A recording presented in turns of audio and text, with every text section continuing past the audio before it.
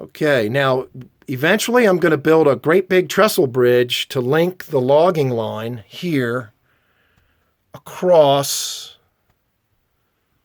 so that the trains can get into the town and get down to these log loading facilities that you see here. So obviously I have not built that bridge yet. It'd be a great big giant timber trestle. I've always wanted a big timber trestle. And that's what I've got going on. Now I've got some interesting scenes here. This is Mount Rushmore, what it would look like if it were in West Virginia.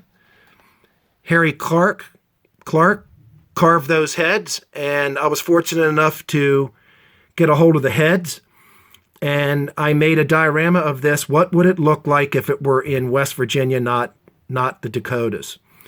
So we have Mount Rushmore, and it's been transferred to West Virginia where it really belongs. Spectacular model. We'll talk about that one day, maybe in an upcoming episode. Okay, folks, this is part of the main line. It's a 2-track main.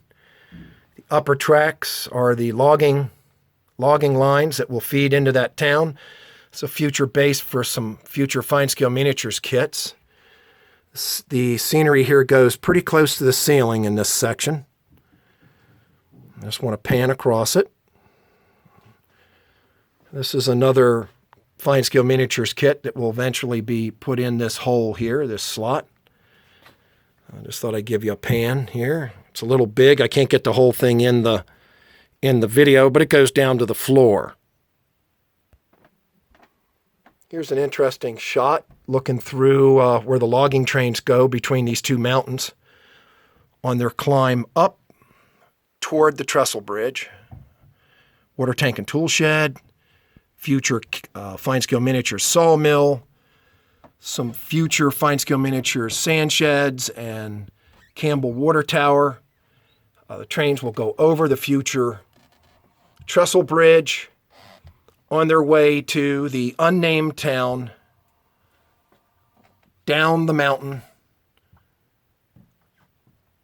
on their way to being able to drop off the log cars that are empty so that loaded log cars can be picked up. This is a scene in progress, folks. This is kind of a hard scene for me to get. I had a gigantic mountain here, and over the years, the track got warped inside the mountain and I couldn't get to it. So I had to rip everything out, and I had to relay these tracks. Of course, they're mainline tracks. And I said, what the hell am I going to do? How am I going to make this accessible? And Howard said, why don't you make a viaduct and just put in a big viaduct? So I've got the viaduct here. It's called the Man I Had to Do It Viaduct. And that's yours truly back in the day. And that's the Man I Had to Do It Bridge. It's a little whimsical, but I like it. And it goes down to the floor. Here's my lovely wife Sylvia back in the day.